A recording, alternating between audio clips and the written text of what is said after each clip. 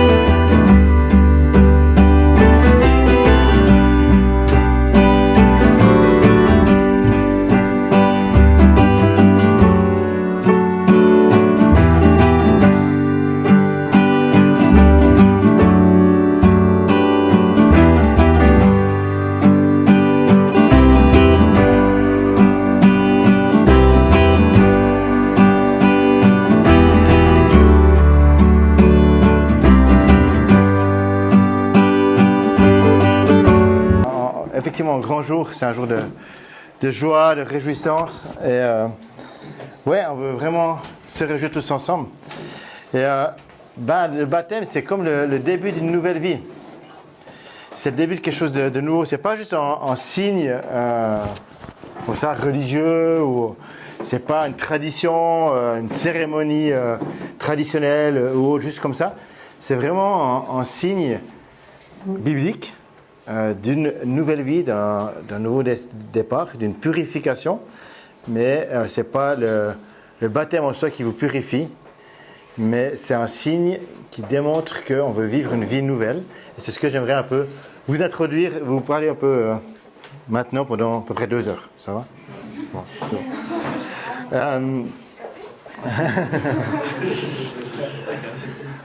Le mot baptême, déjà, juste en petite intro, ça veut dire du grec baptizo, qui parle d'être immergé. Donc, d'où le baptême par immersion, parce que c'est un baptême, et c'est immergé. Et c'est vrai que dans l'Église catholique, entre autres, et dans d'autres églises, des fois c'est par aspersion, mais le baptême, comme on le voit dans la Bible, il est par immersion. Et c'est un baptême des adultes, parce que ça découle d'un choix de la personne de vivre le baptême. C'est pas quelqu'un d'autre qui prend le choix pour toi. Et dans la Bible, on va voir plusieurs histoires qui nous parlent du baptême. Déjà avant Jésus, mais il y a des baptêmes après Jésus qui sont un peu différents parce qu'on vit le baptême en se rappelant de la nouvelle vie que Jésus nous offre. Et un des textes bien connus qui en parle, on en a parlé hier soir, mais c'est Romains 6. C'est Paul. Donc là, Paul est un apôtre, un homme qui a été choisi par Dieu, vraiment qui persécutait les chrétiens au tout début de l'Église. C'est pas qu'il s'est parti d'Al-Qaïda, mais presque. Il persécutait vraiment les chrétiens et il était saisi par Dieu, touché par Dieu lors d'un voyage. Une révélation puissante de Dieu, il était même rendu aveugle et il entend Dieu lui dire va vers telle personne, il va vers telle personne. Cette personne prie pour lui et retrouve la vue. Et en retrouvant la vue, il est touché vraiment par l'amour de Dieu et il devient un des plus grands messagers de l'Évangile. Et c'est l'apôtre Paul qui a permis la création de plein d'églises dans toute la région, tout le pourtour méditerranéen jusqu'en Italie, donc depuis à peu près ce qui est la Turquie actuelle, la Grèce, toutes ces régions-là. Et il a écrit entre autres une lettre aux Romains, donc c'est ce qu'on appelle l'épître aux Romains, et au chapitre 6, il écrit ceci, et je vous le mets à l'écran, dans la traduction « Parole de vie », il est dit ceci. « Par notre baptême, nous nous unissons au Christ Jésus, nous à tous unis. Pardon, il y a. Sur la bonne slide. Non, c'est juste Si. qu'il va rajouter un mot. C'est pas Ouais. notre baptême, c'est notre baptême. Ouais, notre baptême, nous nous unissons au Christ Jésus. Il manque le début de la phrase, c'est voulu. À tous unis à sa mort. Donc, par le baptême, nous avons été plongés avec lui dans la mort. Mais la puissance glorieuse du Père a réveillé le Christ de la mort pour que nous aussi, nous vivions une vie nouvelle. En effet, nous avons été totalement unis à lui au moment où nous sommes morts avec lui. De même, nous serons aussi unis à lui en nous levant comme lui de la mort. C'est bizarre tout ce qu'il écrit, vous êtes d'accord avec moi, non? Comprenons bien ceci. Ce que nous étions avant a été cloué sur la croix avec le Christ. Alors le péché qui fait partie de nous-mêmes a été détruit et nous ne sommes plus esclaves du péché. Je m'arrête déjà là. Ce texte, il est vraiment fort parce que Paul, il est en train de dire là, c'est comme si le péché te rendait vraiment esclave. Puis tout ce qu'on fait, qui c'est qui ne pêche pas ici? Tu ne pêches pas du tout? On commet tous le code des péchés. Mais avant de connaître Christ, le péché avait une emprise qui est différente dans notre vie, qui n'est pas juste que de temps en temps on pêche, mais qu'on est esclave de ça, et qu'on est comme lié à cette nature pécheresse, et on ne peut pas s'en défaire. On fait plein d'efforts par nos propres forces pour se défaire du péché. On a essayé plein de choses, l'être humain a essayé plein de choses pour se défaire de cette nature du péché qui est comme une nature qui est ancrée en lui, puis c'est presque comme si ça fait partie de ton ADN, puis tu n'arrives pas à t'en défaire. C'est tellement fort. Et tu n'arrives pas à se défaire de cela, mais là, Paul dit que quand Christ est mort à la croix, alors il a pris cet ADN de péché, il a pris cette vie de péché et il l'a cloué à la croix pour toi. Parce que lui qui n'a pas péché, lui qui est sans aucun défaut, lui qui est le seul sur cette terre, alors à faire aucun péché, a choisi de mourir pour nous à la croix. Et de crucifier le péché et tout ce qui te lie à la mort en fait. C'est pour ça qu'il est dit on était plongé avec lui dans la mort. Quand tu es plongé dans le baptême, tu es plongé quelque part dans la mort, c'est un peu glauque, mais en fait c'est pour dire qu'au fond de l'eau, on va mettre tout ce qui est ta vie nature, tout ce qui est mort. Et la puissance glorieuse du Père qui a réveillé, ressuscité Jésus, le troisième jour, il a vaincu la mort, il a été ressuscité, il est sorti du tombeau. Et bien là même, nous, et vous, par le baptême, vous sortez du tombeau, vous sortez de la mort et vous découvrez une vie nouvelle en Jésus-Christ. Et vous n'êtes donc plus esclave du péché. Et donc il est dit, celui qui est mort est libéré du péché. La suite du texte nous dit ceci. Donc nous sommes morts avec le Christ et nous croyons aussi que nous vivrons avec lui. Nous le savons bien, depuis que le Christ s'est réveillé de la mort, il ne doit plus mourir. La mort n'a plus de pouvoir sur lui. Le Christ, il est mort et sa mort l'a séparé totalement du péché, une fois pour toutes. Maintenant, il est vivant et sa vie est tout entière pour Dieu. De même, vous aussi, vous devez penser ceci. Vous êtes mort, étant totalement séparés du péché, mais unis à Jésus-Christ, vous êtes vivant pour Dieu. Ça ne veut pas dire que vous êtes vivant pour Dieu, ça veut dire maintenant vous allez être dans un monastère ou dans le ministère compétent pour Dieu. Mais ça veut dire que votre vie, elle est accrochée à celle que Christ il a pour vous. Vous êtes liés à lui. Vous faites partie de lui pleinement. Il y a une vie extraordinaire à vivre avec lui. Et ça, c'est la nouvelle vie en Dieu. Et c'est pour ça qu'on parle d'une nouvelle naissance, on parle d'une nouvelle vie que Dieu nous donne. C.S. Lewis, qui est un auteur bien connu, qui a écrit entre autres Narnia, ceux qui connaissent les chroniques de Narnia, il a dit ceci: il est peut-être difficile pour un œuf de se transformer en oiseau, mais c'est encore plus difficile de voler quand on reste en œuf. Et j'aime tellement ça. Je pense que Camille serait mieux que moi, mais sauf erreur, c'est la même ADN dans un œuf que dans un oiseau. On est bien d'accord. L'ADN qui est là-dedans, ce sera la même que l'oiseau volera. La question, c'est que donc, chaque ADN est unique, chaque œuf a son ADN, chaque œuf a son identité. Chacun, on est unique. Chacun, on est créé unique, avec une spécificité unique. Mais est-ce qu'on veut rester dans l'œuf, dans la protection de notre coquille d'œuf, et puis rester là-dedans, puis tu peux rester dans ton œuf bien au chaud, couvé par une bonne maman qui te couvre, et puis mourir dans ton œuf. Ou alors tu peux être cet oiseau qui casse la coquille et qui découvre la vie. Et quand tu découvres la vie, au début tu es nourri par un maman oiseau, puis à un moment donné tu prends ton envol, puis tu découvres plein de choses. Et l'oiseau va découvrir plein d'horizons nouveaux, va découvrir plein de parfums nouveaux, va se nourrir de choses nouvelles, va voir plein de paysages nouveaux. Il y a une magie nouvelle qui se découvre, et il découvre la vie. Et ce que Christ nous propose, c'est de sortir de notre œuf. De sortir de la mort et découvrir la vie. Non pas que l'œuf c'est la mort, mais que de rester dans cet œuf tout le temps, oui, ça t'amène à une mort, sans même découvrir la vraie vie. Donc, Dieu fait quelque chose de nouveau en vous. Quelque chose de vraiment nouveau dans le prophète Ésaïe, qui était un prophète de l'Ancien Testament, bien avant Jésus, disait ceci: je vais faire une chose nouvelle qui est déjà en germe. Ne la remarquerez-vous pas? Je vais tracer un chemin en plein désert et mettre des fleuves dans les endroits arides. Et ce texte-là, on l'a un peu chanté tout à l'heure, Waymaker, tu traces un chemin, tu feras un chemin. C'est vraiment ce que Dieu fait. Là où tout semble aride devant toi, là où tout semble dur devant toi, là où tout semble sec et tu ne trouves pas de solution, là où tu dis c'est que du désert, ben Dieu vient tracer un chemin. On était à Las Vegas. Il y a une des photos qui avait une route un peu dans le désert que vous avez vu tout à l'heure, c'était pas loin de Las Vegas, on y était il y a quelques années. Et franchement, vous pouvez rouler des kilomètres, vous voyez que du désert, que du désert, que du désert, que du désert, c'est impressionnant. Et à un moment donné, pouf, il y a une ville qui apparaît. Alors, je ne dis pas que Las Vegas c'est le paradis, de loin pas, parce que du reste on l'appelle la ville du péché. C'est marqué en gros que vous arrivez à Las Vegas, bienvenue dans la ville du péché. C'est sympa, mais c'est quand même assez surprenant. Et je crois que des fois tu peux tomber dans le désert, puis tout d'un coup, paf, il y a quelque chose qui arrive. Tout d'un coup, il y a quelque chose qui jaillit. Et Dieu veut nous faire jaillir des sources d'eau vive, des choses nouvelles dans le désert. Il va nous faire germer la vie. On travaillait pendant des années, quand on était pasteur en Suisse, avec une mission qui travaille en Afrique, qui s'appelle Jethro. Et ils ont découvert que là, dans les sols désertiques, là où le désert avançait, que juste en mettant un peu de fumier, eh ben, sur le sol, la vie revenait. Et les récoltes ont pu reprendre du terrain sur le désert, parce qu'en fait la vie était juste là-dessous. Il y a du désert en surface, mais dessous il y a la vie. Mais c'est ce que Dieu veut faire en nous. C'est ce que Dieu fait en toi, une chose nouvelle. Et le mot nouveau, c'est le mot Hadash ou Shadash, qui parle de nouveau, mais qui parle aussi de restaurer, de réparer, de confirmer, de rajeunir. C'est vraiment, il y a quelque chose, des restaurations que Dieu fait dans nos vies. C'est l'histoire d'un gars qui est dans le désert et qui dit...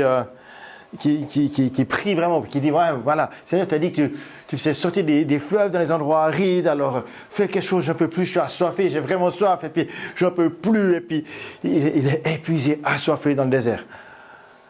Puis à ce moment-là, alors qu'il prie, puis il dit, si vraiment, si Dieu, si tu existes, parce que je ne sais pas si tu existes, mais si tu existes, alors fais quelque chose. Puis à ce moment-là, il y a un magnifique verre d'eau avec des glaçons devant lui. Super bon verre d'eau avec des petits glaçons, puis une petite paille dedans.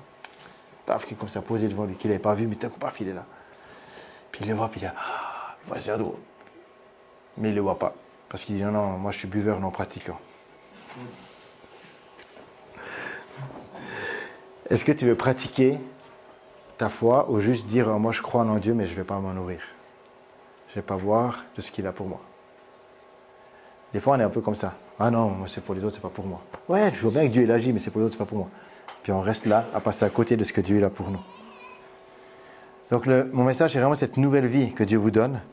Et il y a beaucoup de textes qui en parlent. À un moment donné, Paul il écrit aussi à l'église de Corinthe. Corinthe était une ville qui était très importante dans la Grèce antique. C'était même la ville ou une des villes les plus importantes de l'époque. Et il dit à cette église qui est là-bas, qui a plein de défis en fait, mais il leur dit quelque chose qui est tellement important. Il leur parle de la nouvelle naissance. Et il dit ceci: si quelqu'un est en Christ, il est une nouvelle créature. Les choses anciennes sont passées. Toutes choses sont devenues nouvelles. Toutes choses sont devenues nouvelles. Et il dit, cela ne vient pas...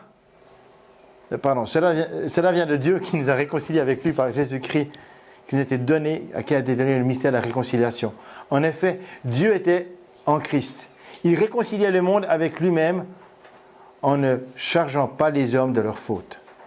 Mais il a mis en nous la parole de la réconciliation. Dieu ne charge pas les hommes de leurs fautes. Parce que Jésus-Christ a pris toute faute avec lui à la croix pour nous. Et il dit, il nous a réconciliés.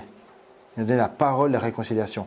Il dit même, nous sommes donc maintenant avec Christ des ambassadeurs, comme si Dieu adressait par nous son appel. Nous vous supplions au nom du Christ, soyez réconciliés avec Dieu. En effet, celui qui n'a pas connu le péché, c'est Jésus. Il l'a fait devenir de Dieu. Ce texte est tellement fort, parce que ce texte-là, les amis, il dit une chose. Il ne dit pas que tu es justifié par Dieu, c'est-à-dire que tu es rendu juste par Dieu, il dit que tu es devenu justice de Dieu. Waouh, transformation énorme. Christ est devenu péché, il a connu le péché et il est devenu péché. Jésus, qui n'a pas péché, qui n'a commis aucun péché, qui était parfait, qui est Dieu lui-même, il est devenu péché en mourant à la croix. Le péché, quand il est mort sur la croix, c'est plus lui qui est mort, mais c'est le péché qui est mort avec Christ à la croix. C'est vraiment, il est devenu péché. Et ton péché, tout est mort. Et puis quand Christ est ressuscité, il a dit, Je fais de vous justice de Dieu. Parce que vous êtes cachés en moi, parce que vous êtes en Christ. Tu passes du péché à la vie. Tu passes de la mort à la vie. Tu n'es plus juste péché, mais tu es justice de Dieu. Christ est devenu péché dans la mort. Mais il est ressuscité et il fait de toi justice. Et on est justice de Dieu. Et c'est le message qu'on prêche aujourd'hui. La foi, ce n'est pas un idéalisme, ce n'est pas une utopie, ce n'est pas un doux rêve. Et ce n'est pas la religion qui va te sauver. Mais c'est Jésus. Et la foi, c'est croire que ce Jésus peut venir vers toi, te donner une vie nouvelle. Alors, Paul, il a écrit encore à plein de personnes, et il écrit aussi à l'église de Colosse, Colosse était une autre ville qui était en Asie mineure, en Phrygie, et il dit à l'église de Colosse, il dit ceci, il dit que Christ nous a délivrés de la puissance des ténèbres. Il nous a transportés dans le royaume de son Fils bien-aimé, et nous sommes rachetés, pardonnés de nos péchés. Donc Christ, non seulement il te fait toi la justice de Dieu, mais il te dit maintenant, ton identité, ta maison, c'est plus cette terre de mort. Mais ta maison, c'est en Christ, dans son royaume. Alors, ce n'est pas le jour où tu vas mourir que tu vas être sauvé, puis que sur cette terre, tu vas encore te déprimer, puis être dans la mort. En fait, ça veut dire quoi? Ça veut dire que tu es déjà maintenant, spirituellement, enfant du royaume de Dieu si tu choisis Christ. Si tu choisis Jésus, tu es enfant du royaume de Dieu. Et tu peux hériter de toutes les promesses de Dieu. Tout t'appartient parce que c'est ta maison. Notre église s'appelle la maison, mais il y a une bien plus grande maison que l'église la maison. C'est ta maison au ciel que tu peux déjà maintenant te nourrir de tout ce que Dieu a pour toi. Il y a tellement de trésors que Dieu est là pour nous et qui veut nous révéler, qui va vous révéler dans votre vie. Alors, aujourd'hui, vous choisissez de vous faire baptiser, puis nous, on va être témoins de ça. Et puis peut-être que d'autres veulent le choisir aussi, peut-être que d'autres amis, peut-être que d'autres ici se disent « Ah, mais moi, ça me parle ». Et choisir Christ, c'est choisir une vie nouvelle. C'est un peu par la foi, c'est un peu dans la folie, c'est dire « Je ne sais pas ce qui m'attend derrière, mais ce qui t'attend est forcément bon, parce que Dieu n'a pas de mauvaises choses pour toi. Et il sait ce qui est bon pour toi, il connaît ton cœur, il connaît toutes choses pour toi, il sait ce qui est vraiment bon pour toi. Et quand tu choisis Christ, tu choisis aussi, tu fais partie de la famille. Et aujourd'hui, le baptême, ce n'est pas un acte pour dire « Ah, maintenant vous rejoignez la famille », parce que c'est un acte pour dire qu'on est témoin en famille de ce que vous allez vivre, que vous choisissez Jésus. Et puis, mais c'est par contre un signe qui fait que « Hey, trop cool !» Vraiment, en tant que famille, on se dit « Mais on est réjouis avec vous et vous êtes dans la famille. » Et même si vous n'étiez pas baptisé, vous êtes déjà dans la famille quelque part. Mais cette famille-là, c'est la famille de Dieu. Et il nous accueille. C'est ça l'Église. L'Église, c'est une famille, c'est sa maison. Et on en fait tous partie. Et du reste, à un moment donné, Paul, il parle aux Galates. Je ne sais pas si je l'ai mis, non, je ne crois pas que je l'ai mis. Mais il parle aux Galates. Et les Galates, c'était encore une autre Église à qui il écrit. Et il leur dit ceci. Il leur dit, mais... vous savez, parce qu'il y avait des tensions dans l'église. Qu'est-ce qui fait que tu es un bon chrétien? Qu'est-ce qui prouve que tu es quelqu'un de bien ou pas? Peut-être que vous avez déjà entendu des discours comme ça dans les églises. Lui, c'est un bon chrétien parce qu'il a ça. Puis lui, c'est pas un bon chrétien parce qu'il n'a pas ça. Parce qu'il ne va pas à l'église régulièrement, parce qu'il ne lit pas sa Bible, parce qu'il ne donne pas les 50% de son salaire au pasteur. Ou parce que... etc. Et en fait... Ou alors, dramatiquement, comme cette secte actuellement, vous avez peut-être entendu parler de ça, qui prônait le jeûne, c'est le seul moyen de t'approcher de Dieu, puis qu'il y en a plein qui sont morts. Donc, voilà, c'est horrible. Et il y a des choses, des fois, un peu de travers. Et Paul, il dit, mais en fait, c'est pas toutes ces choses-là qui comptent. La tension à l'époque, c'était, est-ce qu'il fallait être circoncis ou incirconcis? C'est-à-dire que, parce que les Juifs, vous savez, il y avait la circoncision pour les hommes. Et puis, c'était le signe qui disait, c'est un signe de sainteté, c'était un signe que voilà, t'es un bon Juif, quoi. Puis du reste, c'est un signe que Dieu a demandé dans l'Ancienne Alliance, dans la Bible. Et puis quand Jésus il est venu, il a dit, en fait, c'est plus ça qui compte. C'est un changement de ton cœur. Mais ça crée des tensions. Et puis Paul, il dit, mais être circoncis ou ne pas être circoncis, c'est pas ça qui a d'importance. Ce qui compte, c'est que Dieu nous crée à nouveau. Et on trouve ça dans Galates 6, versets 14 et 15. Et il dit, moi je ne me votais que d'une seule chose, c'est de la croix de notre Seigneur Jésus. Ce qui compte, c'est que Christ nous crée à nouveau. Et on peut se vanter que de la croix, parce que ce n'est pas la croix qu'on est renouvelé et transformé.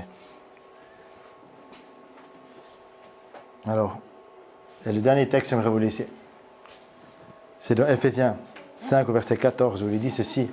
De nouveau, c'est Paul qui écrit encore une autre église, encore une autre ville en Grèce, Éphèse. Et il dit ceci, « Réveille-toi, toi qui dors, relève-toi d'entre les morts et Christ t'éclairera. » Ce texte, il est super fort.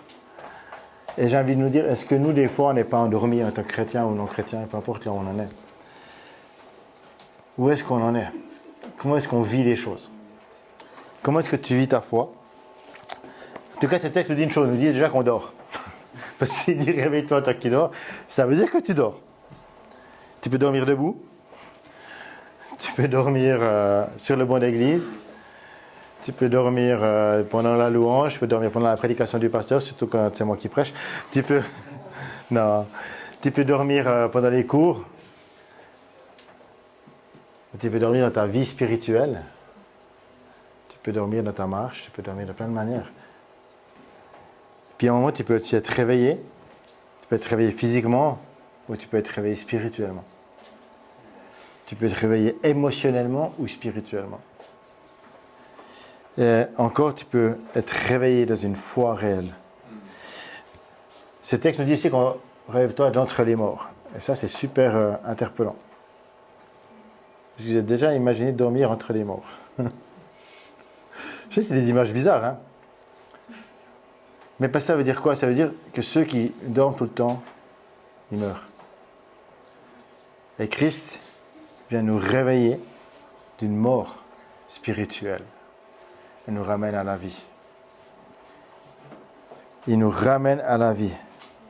Tu peux te sentir à terre, tu peux te sentir au fond du trou, tu peux te sentir sans espoir. Peut-être que tu n'as pas de boulot, peut-être que tu stresses pour tes derniers partiels, peut-être que tu as des soucis de famille, peut-être que tu as des soucis, je ne sais pas, on a tous plein de soucis, des soucis financiers ou des soucis parce que tu t'es évadé de prison. Peut-être que tu peux te sentir mort, et là où tu en es. Et si tu prenais la main de celui qui te ressuscite, qui dit j'ai une nouvelle vie pour toi, relève-toi d'entre les morts. Et Christ éclairera. C'est intéressant parce que nous, des fois, on croit qu'il faut le spot de Dieu sur notre vie pour qu'on se ressuscite. Il faut que pouf, Christ éclaire pour que tu ressuscites. Mais là, il est dit, parce que tu te relèves, parce que tu te réveilles, alors Christ va t'éclairer. Et c'est ça ma conclusion aujourd'hui, mes amis, avant qu'on passe notre temps des baptêmes. Si aujourd'hui, on va baptiser ces 3 personnes extraordinaires, que sont Armel, Ludo et Melchior, c'est parce qu'à un moment donné, vous avez choisi, à partir de ce que vous avez entendu, de vous relever, de vous réveiller. Et Christ a commencé à éclairer les choses dans votre vie, a commencé à vous montrer le chemin. Et vous avez été éclairé. Vous avez dit, yes, je veux suivre cette lumière-là. Je veux suivre cette lumière-là. Ma fille Anaëlle, quand elle avait 4 ans, on était à une grande fête en Suisse, à la Saint-Nicolas, c'est une fête assez importante. Et il y avait plein de monde. Et à un moment donné, elle s'est perdue. En fait, on a dit, on va rentrer à la maison. Mais elle est partie dans la foule, différemment. Et on l'a cherchée partout. On l'a vraiment cherché partout. Donc on a dû appeler la police a commencé à appeler au micro. C'était dans une ville, ça, on paniquait vraiment quand tu n'as pas vu ta fille. Vous savez ce qu'elle faisait? Nous, on la cherchait partout. On a même cru qu'elle était kidnappée, puis quelqu'un est passé la frontière avec elle. Vraiment, on a les boules. Elle, ce qu'elle avait fait, non, elle rentrait à la maison, toute seule, du haut de ses 4 ans, depuis le centre-ville, en plein hiver, dans la neige. Elle rentrait toute seule, à pied, jusqu'à la maison. Et puis là, et voilà. Mais en fait, Christ t'attend à la maison.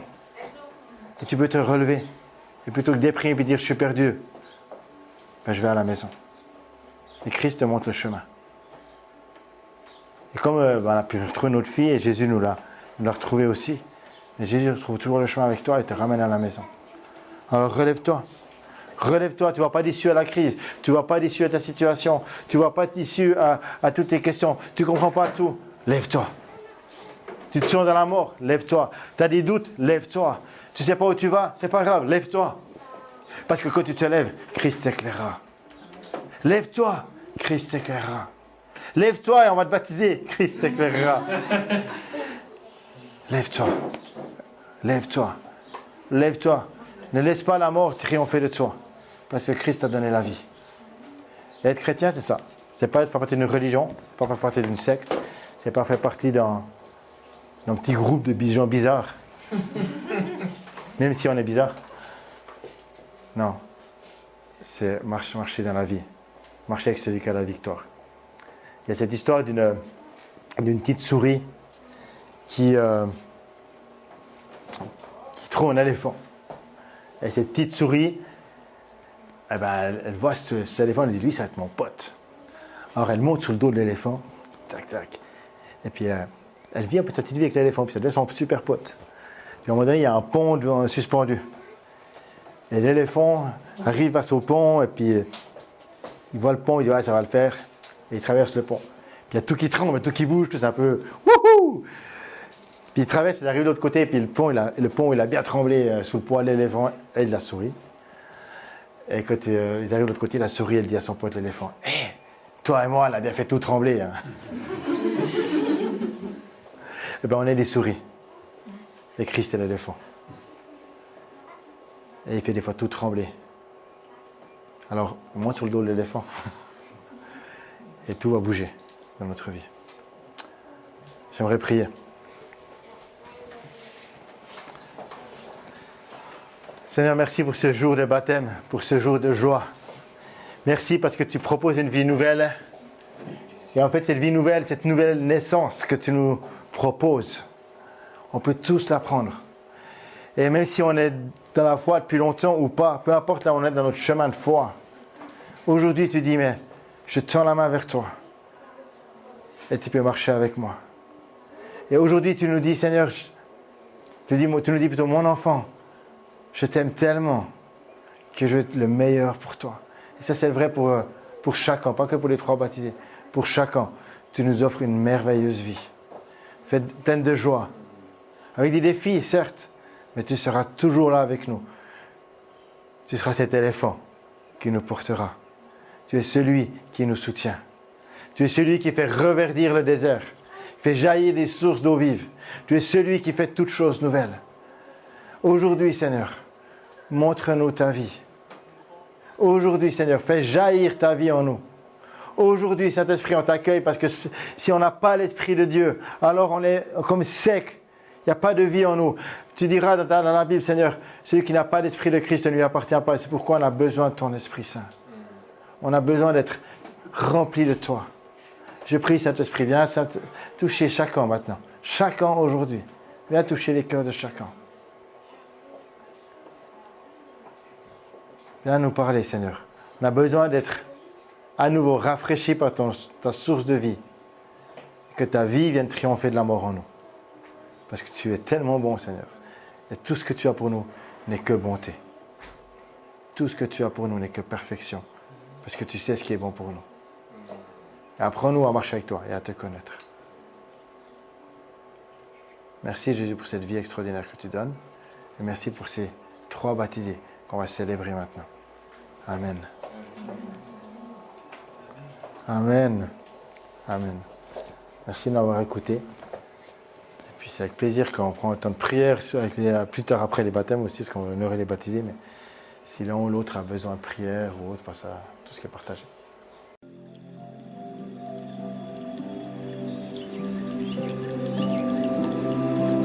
Merci d'avoir écouté notre podcast.